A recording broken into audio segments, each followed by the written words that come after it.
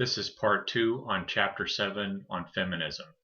So we finished the last video with this slide on women getting the right to vote.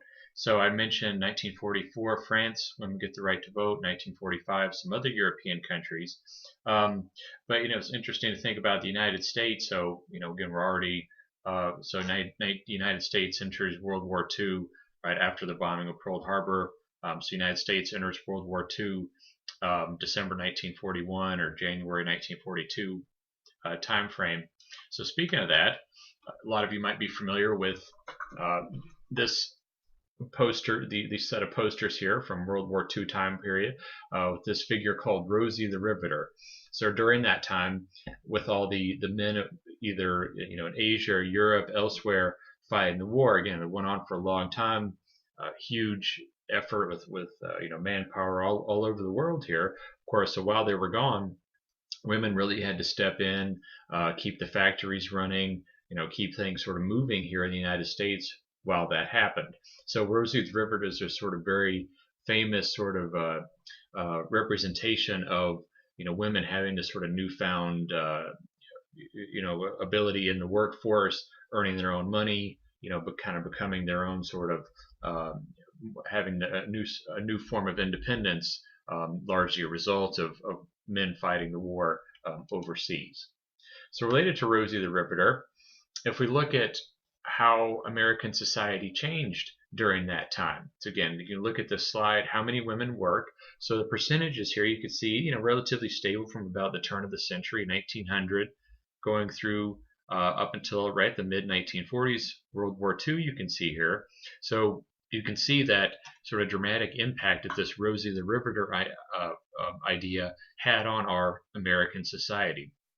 So after that, we see this huge spike, and then continues to rise quite dramatically. So again, in 1942 or so, at the beginning of the war, right, less than 30% of women in the workplace less than 30% of women are in the workplace, and then we see here by say by 1980, it's already over 50%, and then getting over 60% by the year 2000. So this is provided by the U.S. Census Bureau, you could see.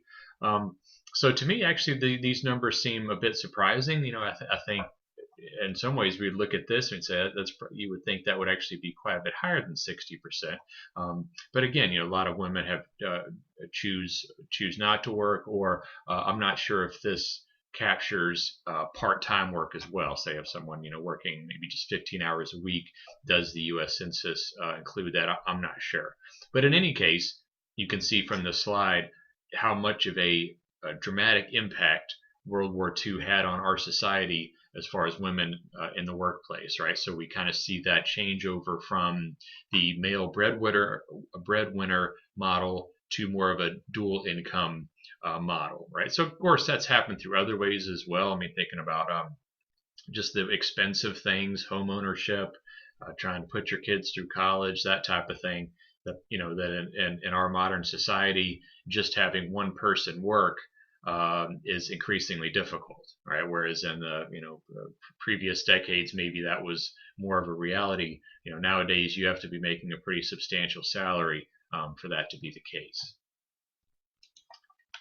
So continuing on here, so related to feminism and inequality, so we talked about women getting the right to vote with the 19th Amendment in 1920. So I also wanted to mention here the Equal Rights Amendment. So your book talks about this as well. So I put in here, so this is the process for an amendment to the Constitution. So again, you might remember this from the American politics course. So most of the time, so if you can see here this solid black line, the traditional method, so 26 out of the 27 amendments have been done in this manner, right? So remember that how amendments are proposed and then how they end up getting ratified, right? Where they actually are formally approved and they become part of the United States Constitution. So something like the 19th Amendment with women getting the right to vote. So you can see here one of the key things to remember is that you need both levels of government. So the first one here, so 2/3 of both houses of Congress, so both the House of Representatives and the Senate, you need about 67% of each House of Congress, right? So 2/3, right? So then the other key thing, as you can see here, legislatures in 3/4 of the states. Now that has changed over time as the number of states in our country have increased, right? So we've only had 50 states since the late 1950s when Alaska and Hawaii joined. So since the Constitution was adopted, that 3/4 has been in place. So, for example, nowadays, say if you wanted to get an amendment through 3/4 of the state, you would need 38 states to get that ratified. So you can see here the importance of both levels of government. So this Equal Rights Amendment. So I'll show you a little bit more of the amendment in a minute here. So this actually did pass both houses of Congress in 1972. So if we think about this part being step one, and then this part being step two, it did clear to go to the states, but it did not get the required number of ratifications. So even though a lot of states did get on board, it did not meet that 3/4 criteria that it needed to go through. So some have seen this as sort of unfinished business for the Constitution. Again, if we look at a lot of those other 17 amendments after the Bill of Rights, a lot of them have to do with that expansion of citizenship rights. So if we look at the Equal Rights Amendment, let me pull this over here. Right. So again, this is you can see this Equal Rights Amendment that they still have a website for this ERA. So you can see in the middle here, get this, like a lot of the other amendments, it's not a particularly long, it's not like it goes on for pages or something. It's basically just saying, look, equal rights shall not be denied or abridged by any state on account of sex, right? So for the nation, the United States, or by any state on account of sex, right? So you can see where Equal Rights Amendment is totally focused on, equal rights for women, or shouldn't have any discrimination based on sex here, right? So again, Congress have the power to enforce provisions of the article, right? So again, take effect 2 years after the date of ratification, but of course that has not happened. So again, maybe sometime, later in our future, something like the ERA will go through here. All right. So again, you can see the map here. So of course, the southeast more conservative areas, and then some out west. You can see that there's been opposition to this Equal Rights Amendment. Sometimes people ask, well, what would be the difficulty there? Some, again, that would focus more on, say, traditional values, sort of differences between men and women, has some objections to the Equal Rights Amendment, or other groups say that it's sort of unnecessary, that we already have maybe enough protections and sort of laws and as far as legal precedents and things that say, for example, something like sexual harassment in the workplace, that maybe that's covered by tons of other things, and therefore the Equal Rights Amendment would be unnecessary. So again, just sort of depends on your perception there. So as your book talks about, actually a number of conservative women during the 1970s, early 1980s, sort of fought against the Equal Rights Amendment there. But again, maybe perhaps sometime in our future, either the ERA or some other a new version of it will come into effect. So thinking about back to the 1960s, 1970s time frame, there's this sort of major slogan with this. We often think about sort of like the second wave of feminism, right? If first wave was about getting the right to vote, more focused on that type of thing, then the second was more about this.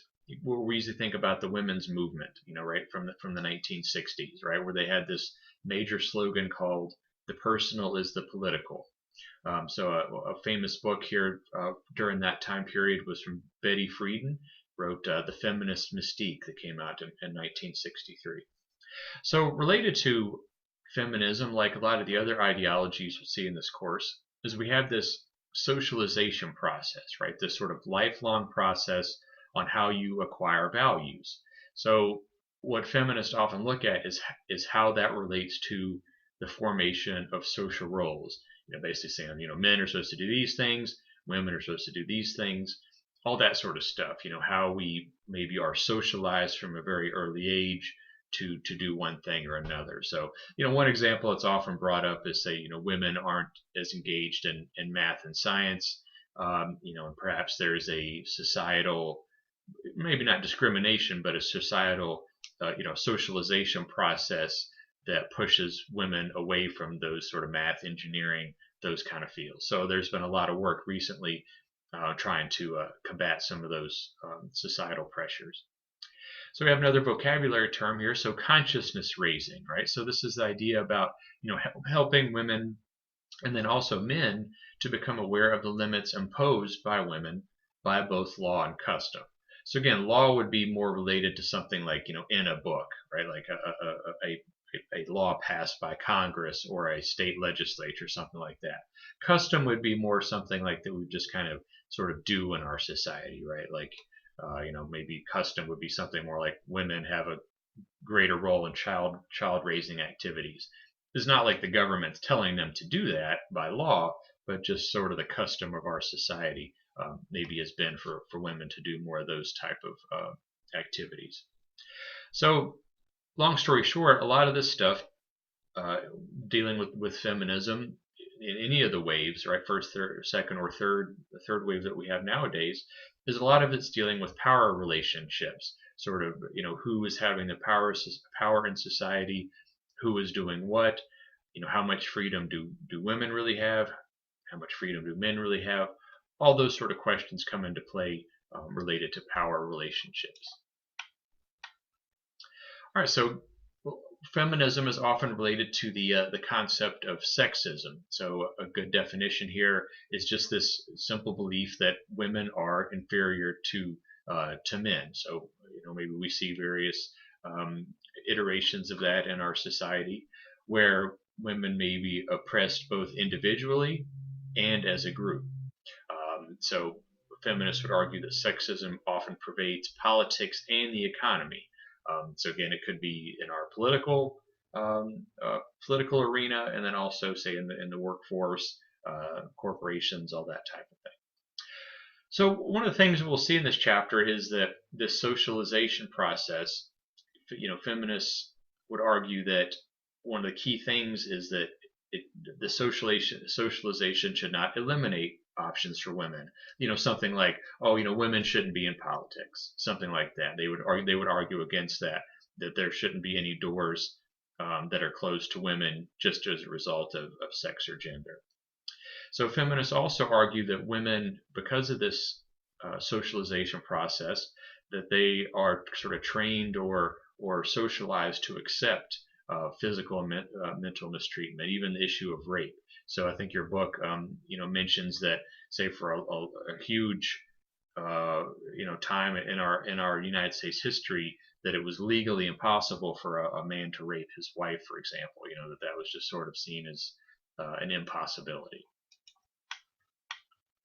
All right, so turning a little bit here to religion and feminism. So it's often interesting to look at, so how do the roles of men and women, how do they differ in various religions?